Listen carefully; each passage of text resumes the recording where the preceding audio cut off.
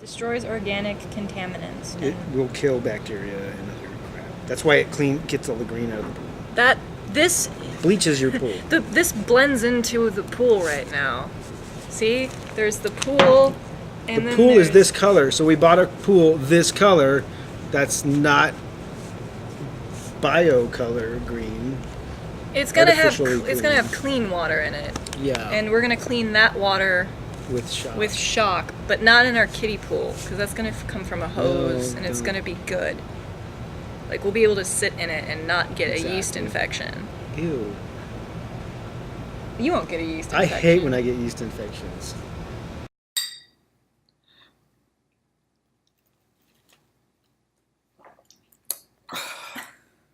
Oh, God. That's awful. I hate shots of anything.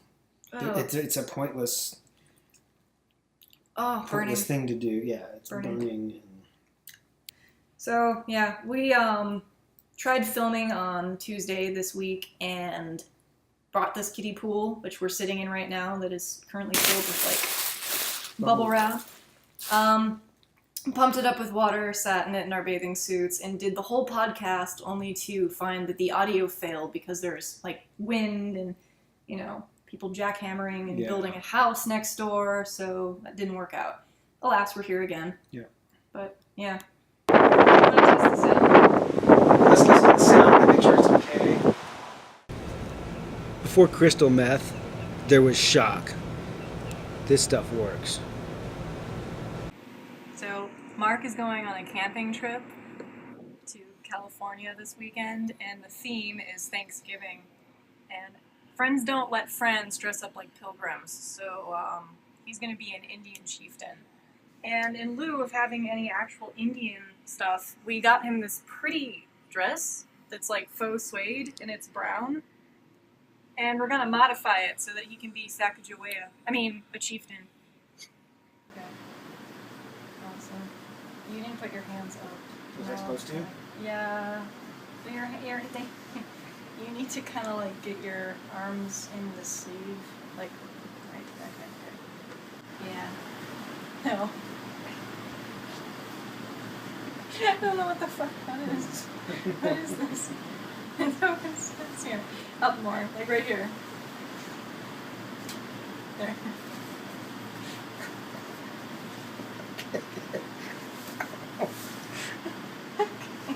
Oh, this is tight. Oh. What do Indian pants look like? Long chaps. Exactly like that. You don't have to change a thing. Show up like that. Are you gonna have pants on underneath this? I'll have shorts or pants. Okay. Yes. Deal. Right, do it. We're gonna cut.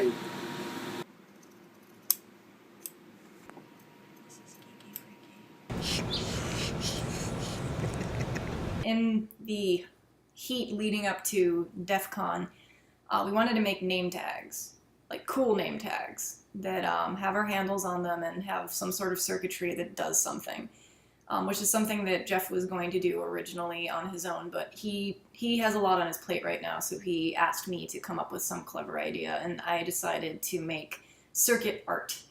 And I drew out a circuit with light bulbs and everything and kind of, you know, dragged that into Eagle and patched some things together and came up with a pretty cool design.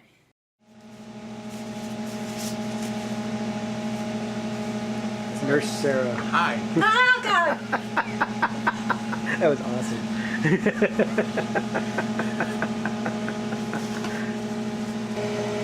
it going to eat through the plastic?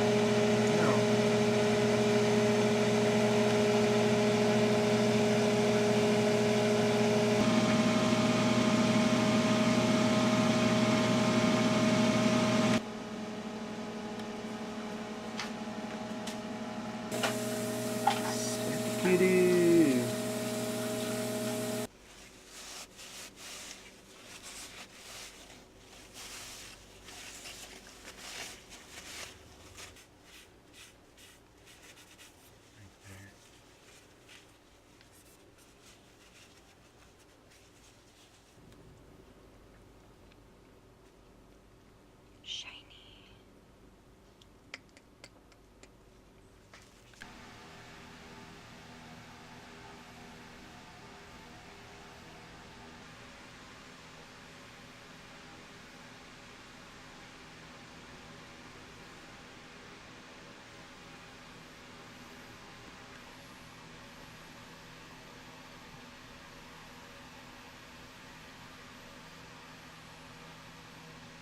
Schneller!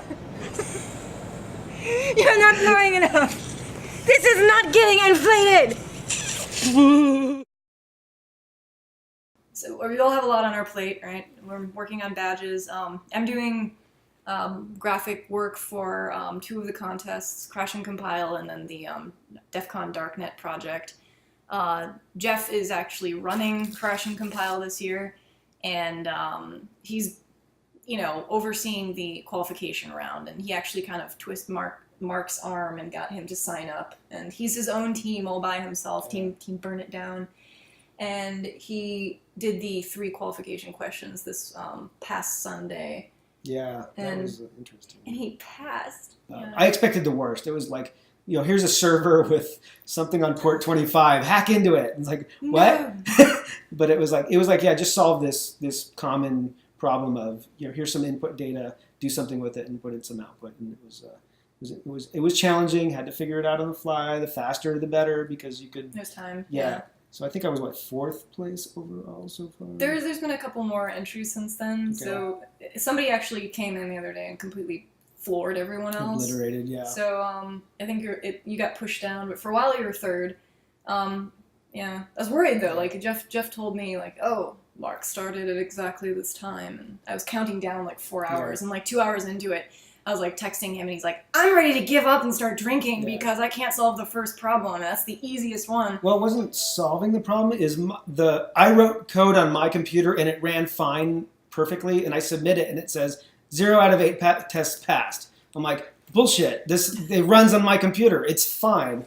So Jeff had to help research why the Java I was submitting was failing, and so after I think we went through 2 or 3 different issues of submitting the code, Jeff finally had to say, go look at this other example. This is how that you submit your input or output. And so once I looked at that, I'm like, oh, that's what they're doing. I felt like I lost an hour for no reason, other than because I hadn't done the code challenge before. I didn't know what the computer wanted as the input or output data. So I was getting worried. Yeah, there should have been a little more documentation on that in the rules. Yeah, it's just kind of a blind thing. He's learning. It's his first year running it, and he's changed quite a bit since he even opened it up to people. So I mean, it's been good. But in addition to that, one of the other things we've been working on as far as DefCon goes is the whole Darknet project, which Jeff's friend Smitty is overseeing, and there's about a dozen of us doing various tasks trying to get this thing together in the next 10 days before DefCon. And all I'm doing is making stuff pretty. So without disclosing too much, I've just been working on the website and flyers, graphics, a bunch of images of people doing naughty things with computers, and it's been cool. And Jeff is responsible for all the hardware in that respect. He's putting together a kit for DefCon that's going to be sold there, and it's been busy. We even ended up putting Project L on the back burner for a brief amount of time, but we did, however, pick it up today, and we went out to Hobby Lobby and hunted for a cage. Yes. Cage shopping for Mark. I couldn't fit in any of them. Yeah. It sucked. I was really hoping... Yeah, she was so disappointed. I wanted to find one that matched these walls, and we could put it in the corner as display, It's a display, fixture. It's a fixture, and then the when giant you're bad, padlock on it. Yeah, it can be get in your cage, Mark. You're being a jerk. That's just freaky. I mean, but we did find one. We found a cage. Not for me. Not for, yeah. You couldn't possibly hope to fit in this cage. Yeah, we can go next week for that. Okay. All right. Well, I'll work it in my schedule. We found a cage, and it's a little bit larger than a head, and it's going to bolt into the neck of Tiberius, and other things are going to be faceted inside of it. And I think Mark has already hinted at the Delta robot that he's working. Yeah, I guess we could just say there will be a Delta robot in that cage. Yeah. And its purpose is to lick that lollipop. Kids are dying everywhere. Oh my god! It's the new bath salts. Exactly. Dude, you gotta try Dude, some we need to get some of this super fucking shock. man. Get it from My Walmart. friend works at Walmart. It's like $2.49 a bag, man. Shit will last you all fucking weekend.